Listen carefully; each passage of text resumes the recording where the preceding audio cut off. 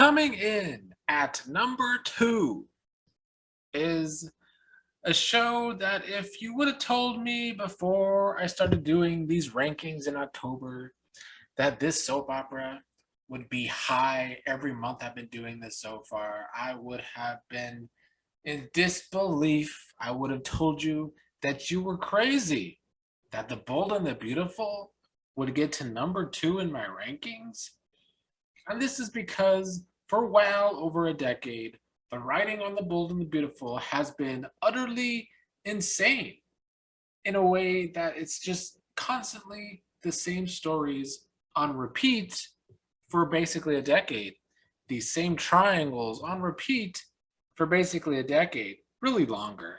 And while we still kind of have that at play, the show is a show that is everything's based on love triangles, it seems like.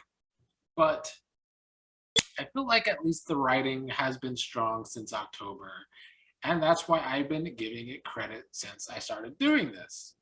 The thing with December that wasn't the best thing is that they really focused only on the main story of the show, which has been Deacon and Sheila being back and them trying to get close with their kids. But they expanded upon that for sure. And I feel like they're going back to some of their core characters over the years that have made the show what it is. Brooke, Ridge, of course. Taylor is back.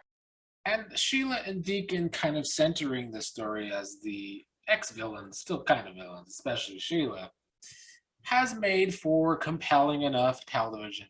And the fact that the Bold and the Beautiful episodes are less than 20 minutes long make them easy viewing, and I think that helps me in my assessment of the show because it is such easy viewing. But I feel like they set up these characters nicely. They've developed the situation, even though it was kind of rushed towards the end of the month. But we will get to that.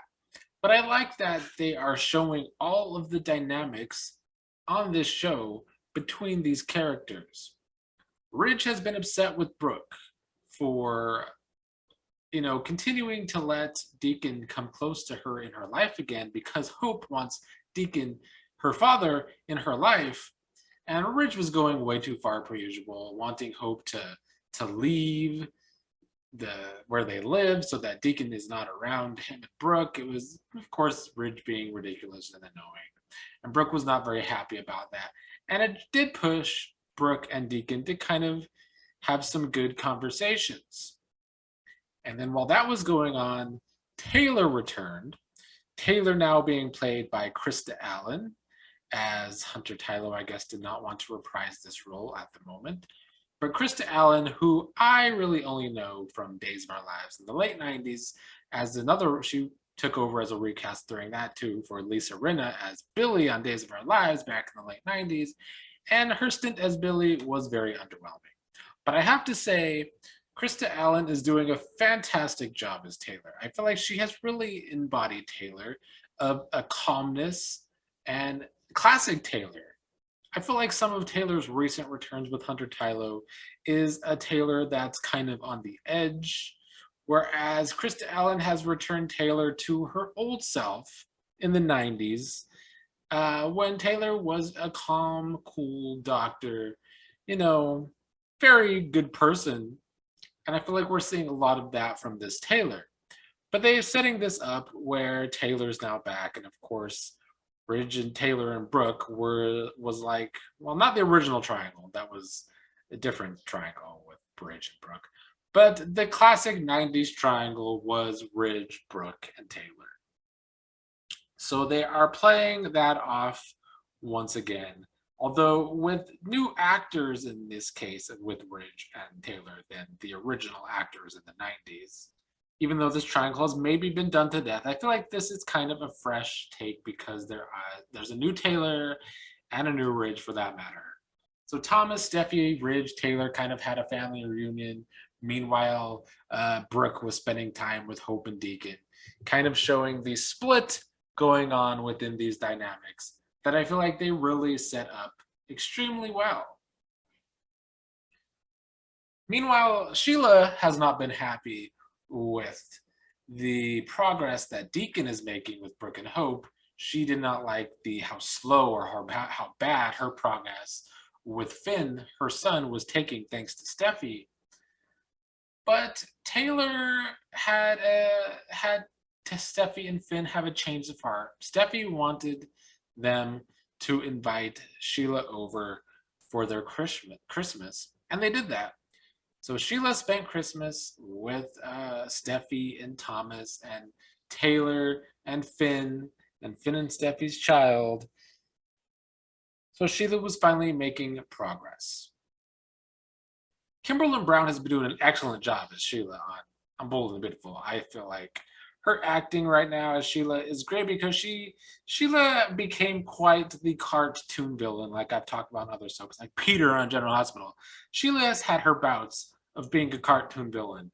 But this time around, I feel like Kimberly Brown is doing a great job humanizing Sheila, showing Sheila's like vulnerability and all of Sheila's, pining for just wanting a family, which at the core really was one of Sheila's main points when she first debuted on The Young and the Restless back in the early 90s. She had mommy issues and she had this need to just want to be loved and have a family member that I feel like she could just be close to. I feel like they are playing on that once again. So I just feel like these dynamics for this story, this has been the main story. This took up the vast majority of the month until the end, where we had a rush storyline, which I will get to. But this storyline, they're giving the characters motives, and I feel like this show has struggled to do that over the past decade, where it's just the same stories over and over with the same characters over and over, and nothing feels like it matters because it's just rinse and repeat. And while this is kind of a similar rinse and repeat situation, they are giving the characters motivations and motives. And Deacon, we're getting to see what Deacon wanted to be close to his daughter, and Sheila wanted to be close to her son. And we're seeing the dynamics, the new dynamics between Taylor and Ridge, Brooke and Ridge, and Brooke and Deacon. There's just a lot of interesting dynamics going on in this storyline that makes it compelling. Now, Sheila's vulnerability aside, she did not like when she had a run in with Brooke. And she did not like the way Brooke has been treating her. While Taylor's been being nice, Brooke hasn't. And so Sheila wanted to get revenge on Brooke on New Year's Eve by switching her alcohol-free champagne with real champagne. Now, I don't remember Brooke ever having this bad drinking problem. It was just more of her being too much, I guess, of a partier. I don't really even remember her just being like an addict or anything, but I guess she just never really held her liquor well. And I guess Sheila wanted to play on that. And she did on New Year's Eve, getting Brooke drunk with Deacon over. Ridge not in town, so, was quite the conundrum with Brooke getting close to Deacon. And they ended up kissing on New Year's Eve. Douglas saw them kissing. I don't want this to, I just don't want this to move too quickly because Bold and the Beautiful, that's their habit of moving stories too quickly because they just want to get on to the next thing, I guess. I don't even know why some of these stories move so quickly on the show sometimes, but they do. I just need that to not happen. I don't want it to just devolve into a basic triangle where Brooke is drunk and sleeps with Deacon right away. Like, keep playing on these dynamics because they're interesting.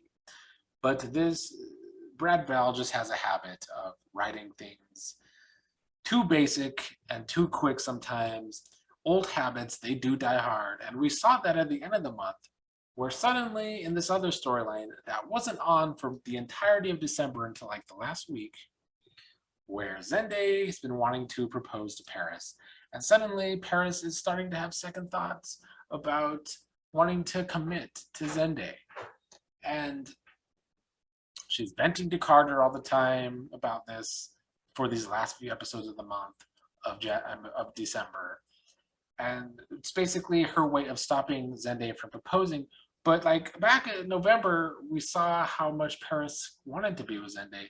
So this was like kind of out of nowhere. And this is what I talk about with this show, that old habits might be dying hard because in the end, at the end of the month, Paris and Carter ended up kissing, and I just rolled my eyes. I literally rolled my eyes because this is what this show does. This is the bad habit of this show that they just can't seem to get out of because Brad Bell.